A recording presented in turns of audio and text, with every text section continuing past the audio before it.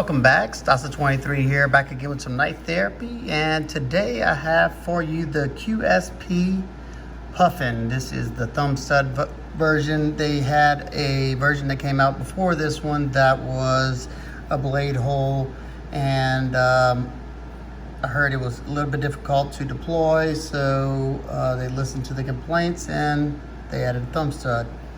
I don't know if there's any other changes. I didn't own that one, but QSP came on my radar a long time ago when I picked up the Parrot. I think it is. It's a G10 liner lock in 440C, and that was a really nice knife. And then this year I got where is it at? Somewhere around here.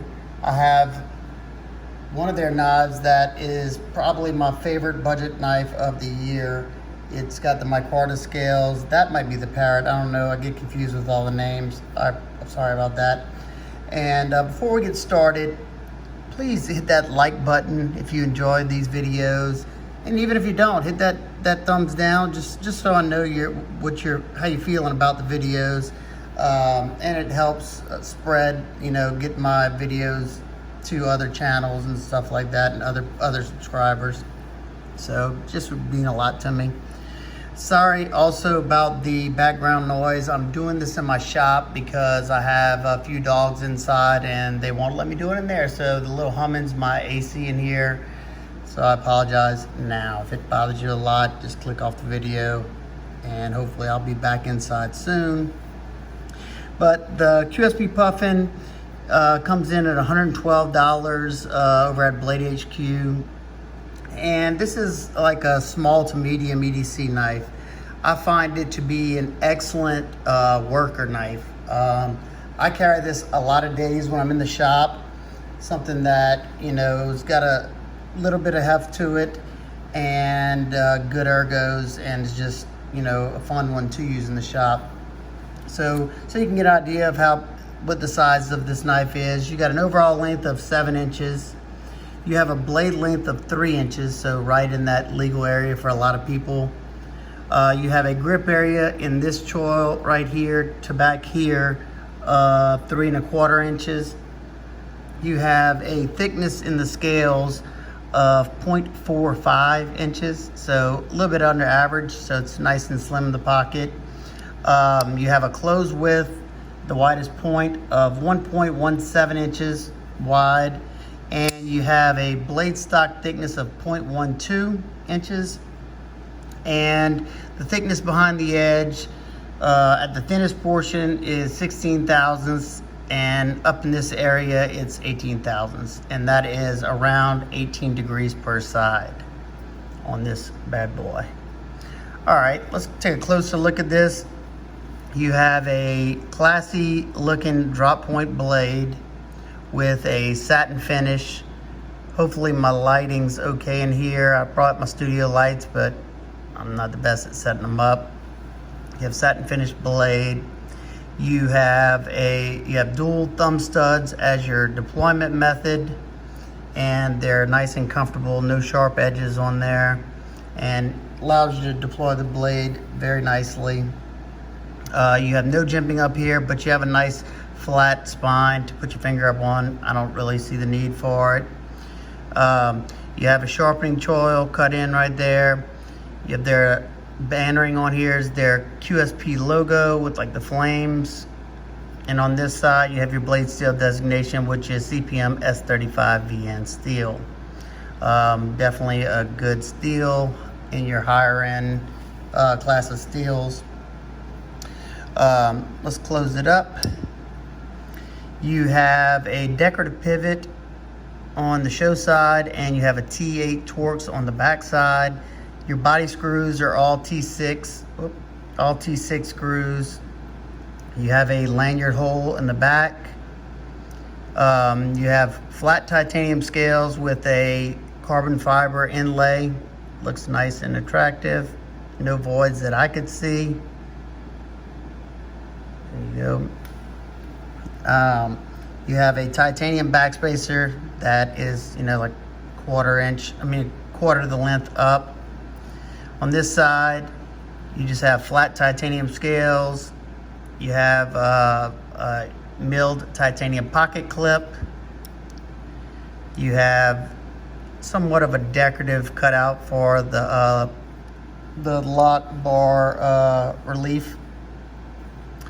You also have some decorative milling by the lock cutout right there. Just a nice little added touch, just so that plain line just doesn't look as plain, I guess you could say.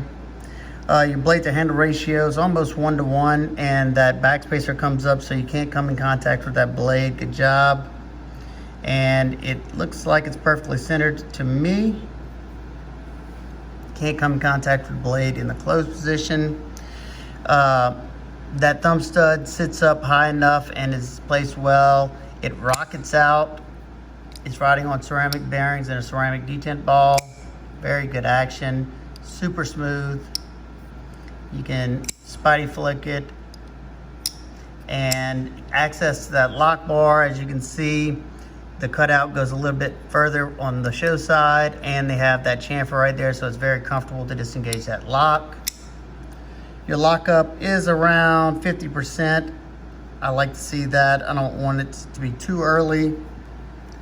You have no side to side play whatsoever. No up and down whatsoever. Came stupid sharp. I probably need to strop it. Yeah. I've been cleaning out my garage and my shop, so it got used a good bit. So let's get some size comparisons out of the way. You have the Civivi Elementum. That's a pretty good size comparison, and overall looks too somewhat resemble. You have that same type of blade, and you got your Rat Model 2. Rat Model 2 is a little bit shorter, but I will say the Puffin feels way better in hand than the Rat 2, at least for me, because of the way that choil's cut out and how this one's abrupt like that. Another really good size comparison. Oh, wrong knife. I'm losing it. I'm all out of swords not being in my regular place. The Hogue RSK Mini, or Mini RSK. Those two are almost identical in size, if not identical in length at least, and in width. You just have contoured scales on the Deca. Yeah, sorry, my lights are not that great. Not that they usually are, but you do have a steel lock bar insert. You have some pretty good skeletonizing in there to reduce weight. And if I could find my scale, let's see. Oh, here's my scale. Oops, sorry about that. We'll see what the weight is on this knife. 3.19 ounces for a 3-inch blade. I think that's more than acceptable. I don't find any issues with it. So overall, the action's great on it. It's ground pretty decently thin. The ergos feel really nice in hand in pretty much every grip. Reverse grips, very nice. I was using it with this pull grip like this, reverse grip, whatever you want to call it, and that was also pretty nice. But my main, either hammer grip so I can get some pressure behind it, or I can control that tip a little bit if I'm trying to dig something out. Your tip it's not super dainty, but it does come to a nice point up there for your detailed task. But overall, I like the knife. $112. I think that's pretty fairly priced for the materials you're getting and the craftsmanship. Like I said, it's nice and smooth, great action, and it looks attractive. Now let's talk about a few of my gripes, complaints, whatever you want to call them. I don't have a whole lot, but I would have liked to see them extend that sharpening choil just a little bit, because you can see in the back right there, you have a little smile where the edge terminates back here. It goes up. So if they would have came out just a little bit, it would have got rid of that. It's not the end of the world, and it's not really terrible. It's just, you know, could have brought it up just a hair. Another just aesthetic gripe. I love the look of the carbon fiber on this side. I think it looks really nice, but when you flip it over to this side, it just, I don't know, it doesn't look right. I don't know, just that plain tie. It looks like a cheaper knife in this orientation, but flip it over and I think it's an attractive knife. So something I would have liked to see them do maybe later down the road. And the last one, and this might just be a complaint for me, because I wear a lot of lightweight sharks since my accident, and the pocket clip tension is very strong on this one. As you can see, at least whenever you put it in the pocket, it's not grabbing. As you can see, it's on this side of those little humps right there in the lock relief. So it's not grabbing that, but it is, for me, whenever I'm wearing my lightweight charts, I got to pull the clip up to put it in my pocket. I may relieve some of that tension later on down the road, but definitely something I would have liked to see them address. You can operate it left-handed, nice and easy. And oh, that's something I didn't say. It is tip up, left or right hand carry. So if you're a lefty, you can definitely use a knife easily, disengage that lock easily, because you can get to it because of that cutout. So overall, I like the knife a lot. I picked up a fixed blade of theirs. The duck, maybe? I don't know. Let me see if it's on here.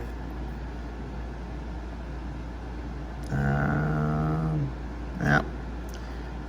Got one real gripe about this knife, but I don't know if I'm actually gonna review this knife. It was gonna be like maybe a hunting knife or a shop knife.